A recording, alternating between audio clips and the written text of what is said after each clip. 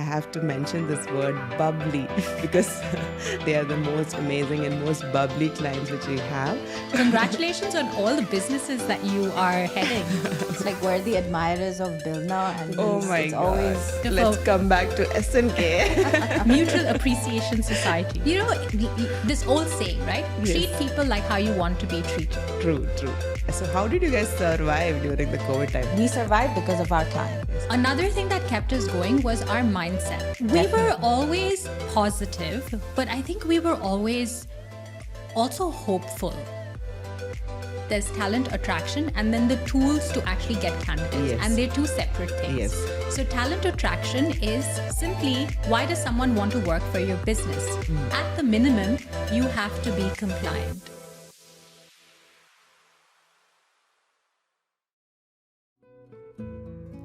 Hello and welcome back to another episode of the Bilna Sandeep Show.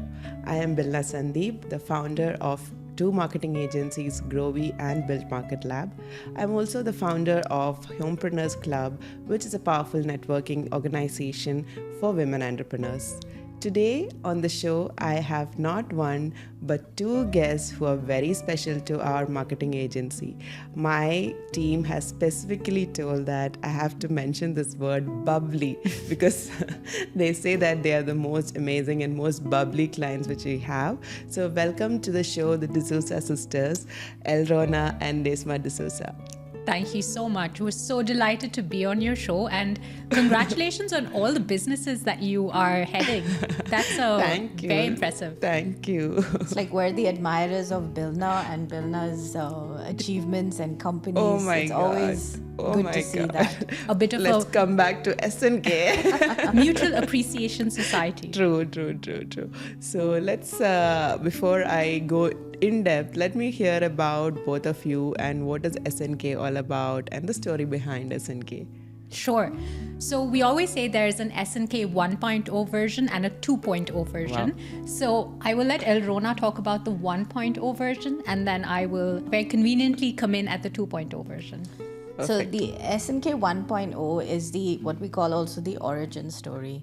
And it starts off when I was in the corporate life, that I call it, when I was in a full-time employment in a multinational. And oftentimes I would go networking in the HR business, and I would find that the experiences that fellow HR professionals had and even in social circles was very different to the one I enjoyed. And I felt like there was a gap, so from there onwards it started brewing that something needs to be done, something needs to be addressed. Okay. And so very quickly I kind of reached the 10-year mark with my company, and it felt like it was time. So that's when I moved on from the corporate world merrily into being an independent consultant. And those days, and I'm talking about almost 10 years ago. Oh, nice. So those days there wasn't the concept of freelancer, there wasn't a concept of flexible work, gig economy. None of those things seem to have, hit the UAE. I think the flexible work just started when the COVID happened. We got more right? familiar with Yes. that. Exactly. So I set up S&K Consulting to be like the vehicle for me to do independent HR consulting to small businesses. Because that's where I felt the gap was and the need was in terms of bringing better and HR and employment experiences to that. And that's where I also kind of set up the vision of shaping and changing the HR landscape of the UAE and the region. So I started doing that, did that for a few years, and over time gradually I felt like I can't single-handedly change the landscape of HR, although I want to, but I need help and I need somebody who's on my side, who thinks like me or thinks just as well about the HR and the employment experience. And then I suddenly realized my sister, who has been also in HR, surprise, surprise, kind of is the one that I leaned on. And, suddenly we started talking. And S&K became more than just me, and it became about two of us. And that's where I will hand the mic back to Desma to give us the S&K 2.0 version. Nice. So the S&K 2.0 version started actually a little bit with a personal journey. So in 2019, I left the corporate world at the beginning, in about Feb, and with no plan, with basically... It was like a sabbatical. It wasn't intended to be a sabbatical, but it ended up being a sabbatical. Okay. So I was basically unemployed for the entire year. And I, towards December 2019, I lived off my savings. Okay. And, I think I thought maybe I'll get another job.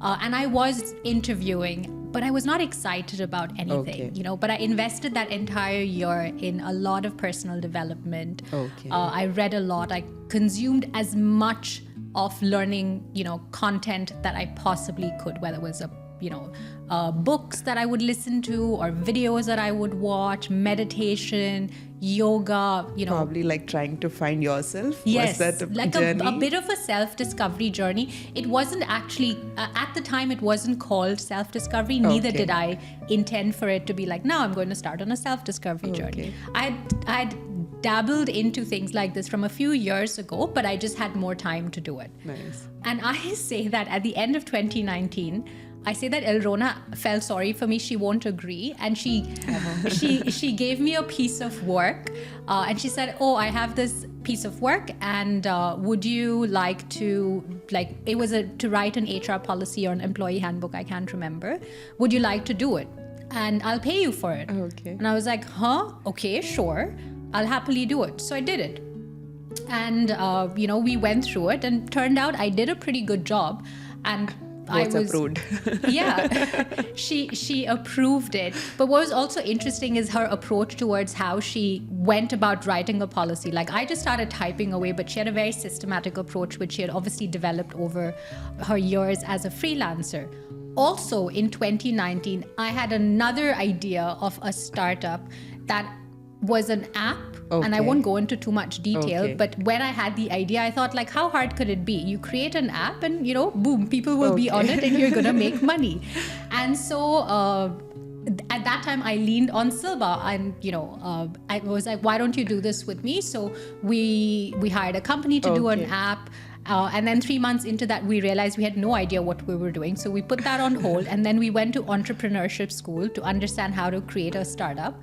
Again, this was not with any particular vision in mind, but what we kind of discussed was, because we thought that this was going to blow up, as soon as we launch it, we're going to get users. And Everyone's got to just download the app. exactly, We thought we had so many people that would just be waiting. Yeah.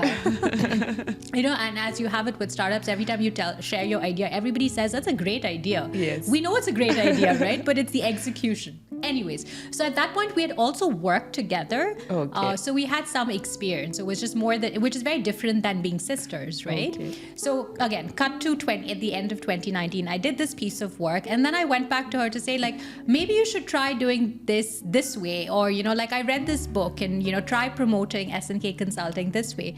And then she's like, maybe you should just join me. And at that time, I actually had a job in hand that was paying far more than my previous job. It was also like a bigger position.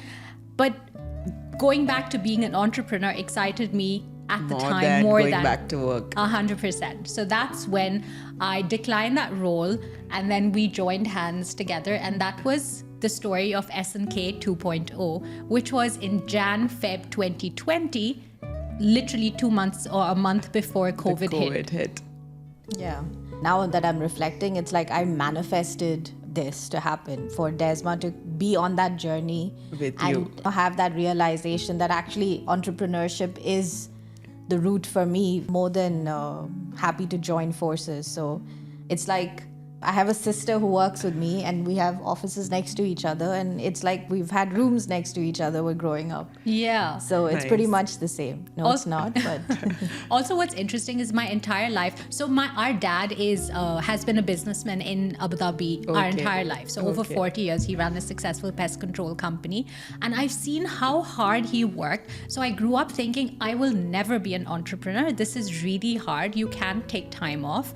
I just want to be in a job so I can go holiday every year. Okay. And I would always say that to him. I would always say, like, I'm never going to be an entrepreneur and I'm never going to marry someone who's an entrepreneur.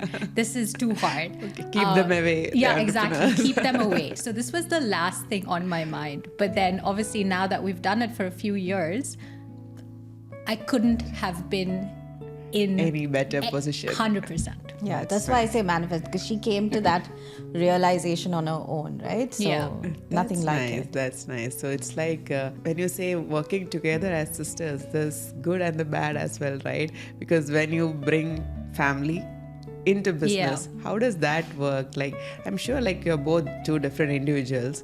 You will have your own thought processes, your own opinions, though you both come from the HR background, Yeah. but you'll still have different sort of experiences, Yeah. right?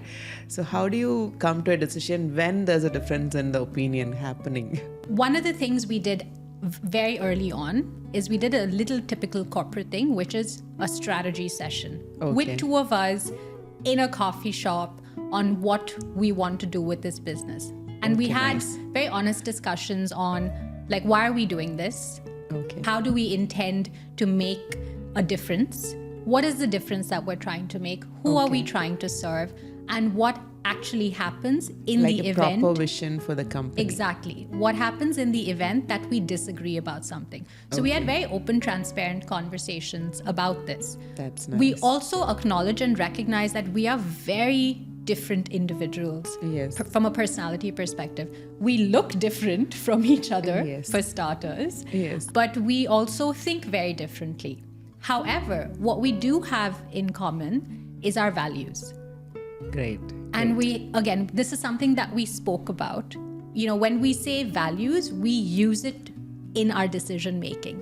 It's Great, not just great. something that is on our website or is on the wall. We actually use it in our decision making. So when we get to a position where there is it's not so much a disagreement, it's a different opinion. Approach. Opinion. Yes. But we agreed that we will always focus on not who is right, but what is right. What is right. What is right for the business. And we also have different perspectives on it.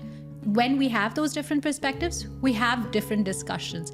And when you know that you don't come from a place of ego and you come from a Yes. place of what is right for the business, Then it is a whole different game. it is a whole different game. Do we get it right all the time? Probably not. Yes. But neither of us would ever say, see, I told you so. Yeah. Because that doesn't serve anyone. Oh, great, We great. just focus on, okay, well, where do we go from here? Okay. And So whatever your decision you take, you own it together. 100%. That's yeah. nice. That's See, nice. that session was 4 years ago, but it is fresh in our minds as if it was like yesterday. And that's because it was a genuinely open conversation that kind of, steered us till now.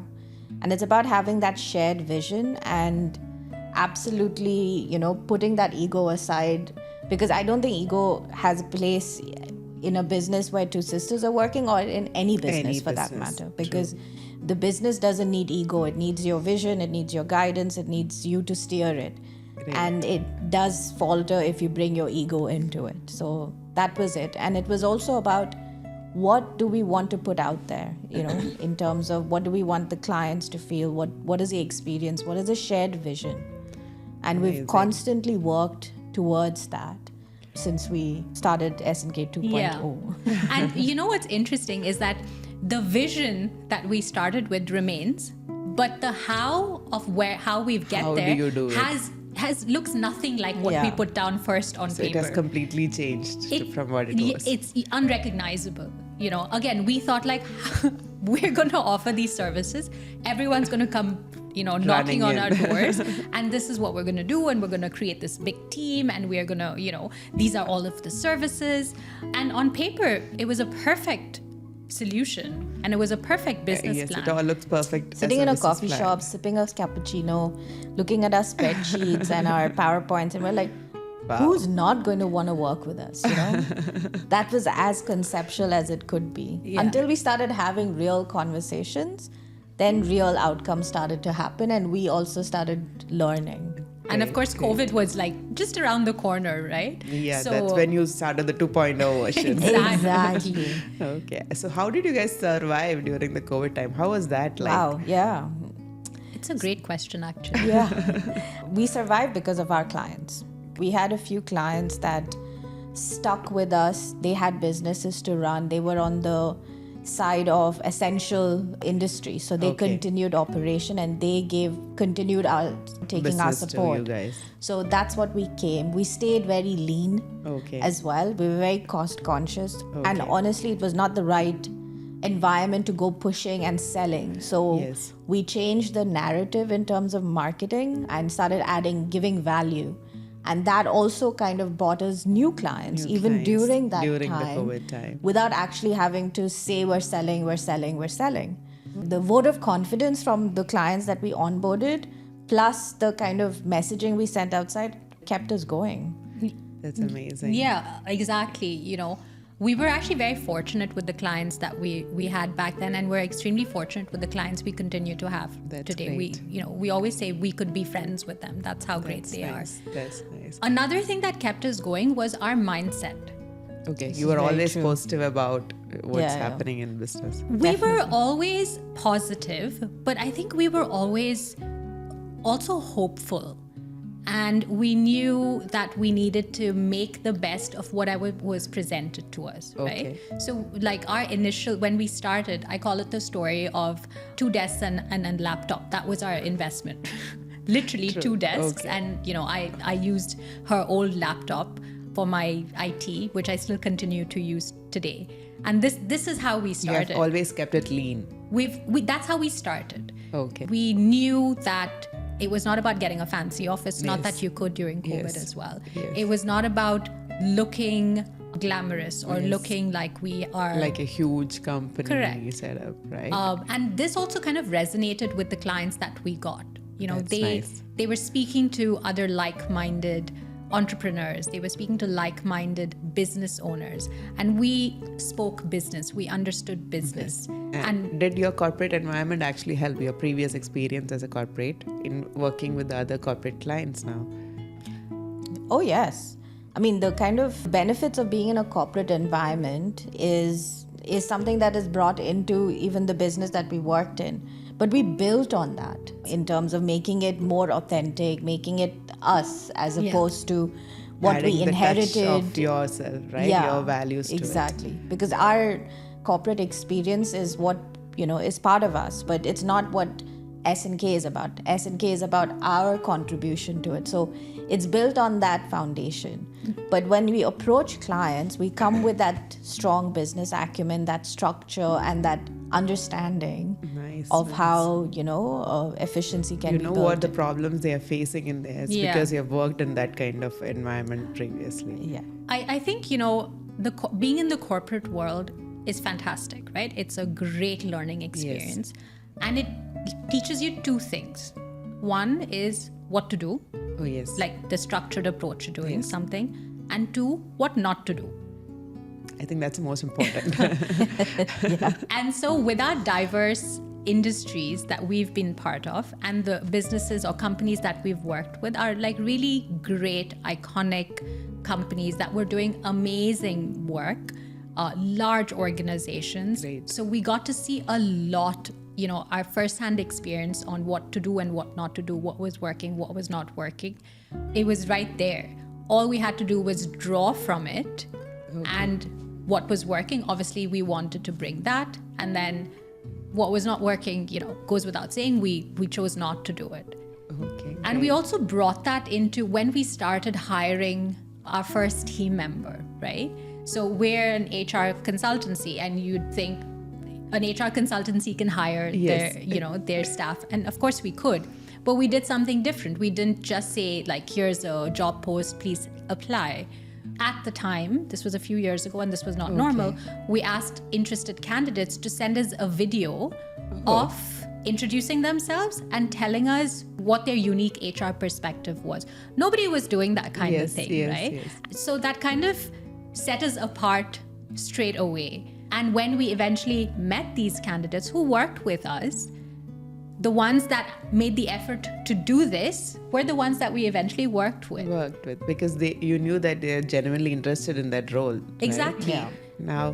Now since you mentioned this, how do you attract the right kind of talents to your team? What's strategy? How do you do that? Also another great question. Yes.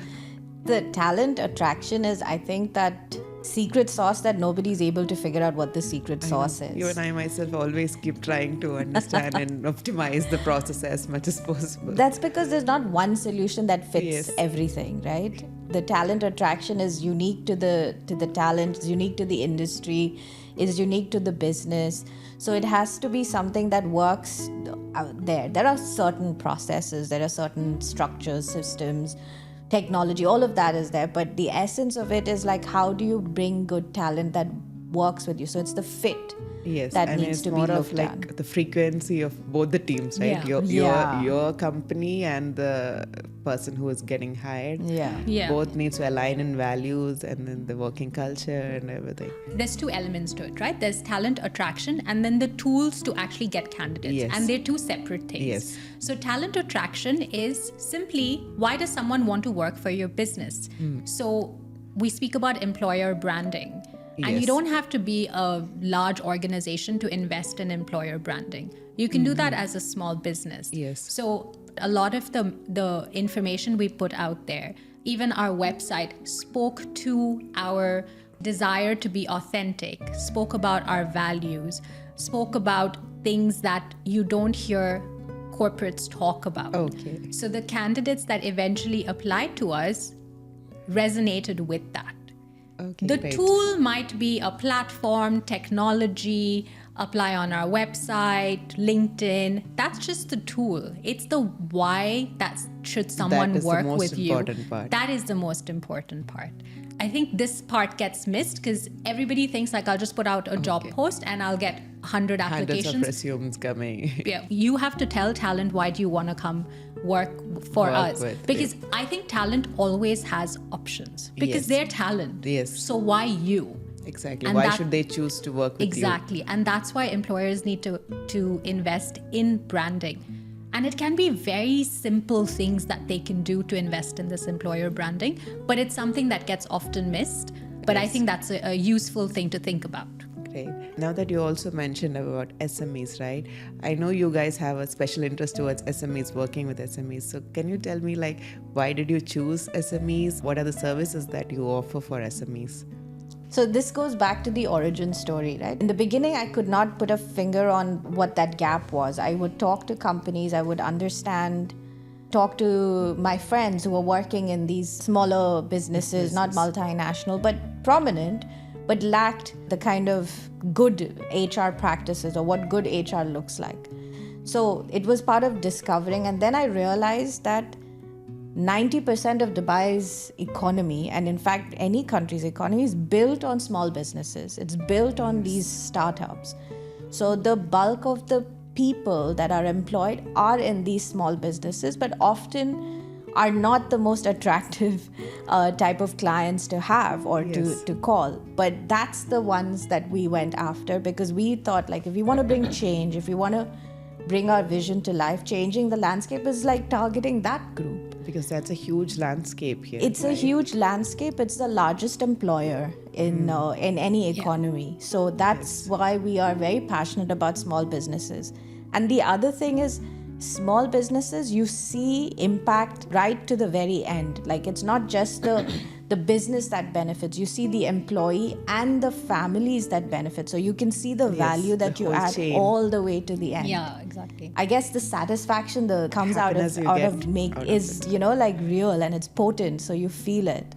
Right. And the entrepreneurs, when we give them solutions that frees up their time to grow their business, frees up their mind to think more clearly, helps their employees, because all businesses, as we say, is a people business, Yes. right? And when they see positive change in their business, they see positive change in their employees. That's how the Nice, positive change comes through.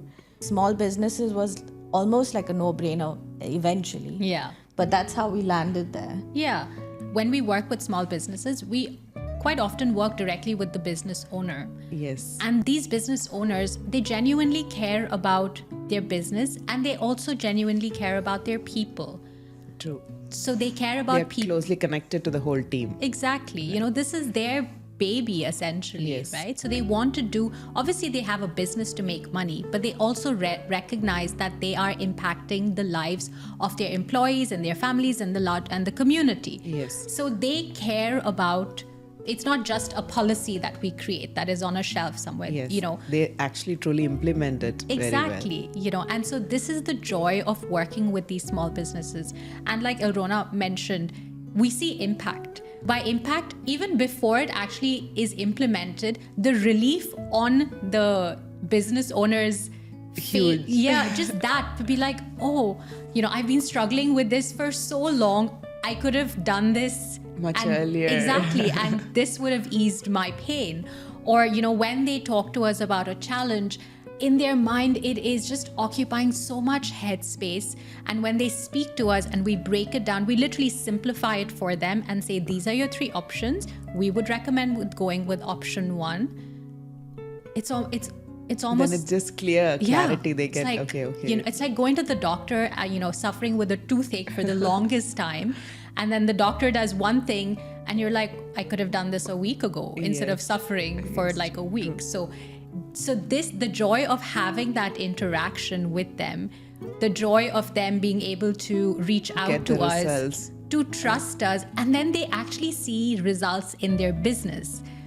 And then they come back to us to say, we had no idea that this would help us achieve this. And then they refer us to other clients because now they felt it on the ground. Nice. So this is why we love working with small businesses. Yeah, it's a real love. It's a real romance in some ways with small businesses because, That's nice. you know, it's from the heart. Everything that we do from an HR perspective or the application of the HR profession comes from the heart because it's the impact that we want to see at the very end of, you know, what happens. And the excitement begins right from the first consultation because you can see the sense glow of in their relief, eyes. you know, being transpiring. Like as you can see it, even before we've signed a deal or anything, just the first consultation to say, you're not alone. This is a problem that can be solved because it feels like this is going to be the biggest hurdle of the business. Yeah. Okay. And then when we simplify it, we break it down, we give them the assurance that it can be solved. We can see the body language change. They tend to relax back and, you know, that itself is satisfying. That's nice. Because we're not just HR consultants offering a service to a business. We're business owners that provide HR you services. Understand that pain point of the so we owner understand is, business, right? you know. Yes. So often what starts off as a requirement for HR very quickly then turns into a business conversation. Nice. It turns into a like, what license did you get? We're having a challenge in finance, or, you know, can you refer us to someone? Great. You know, what do we do about this? We are now peers trying to run our businesses. True. It's a very different conversation that From it a business transforms. owner to another business owner. From one right? business owner to another business owner, we get it. Nice, we don't nice. just say it, we do get it. True that.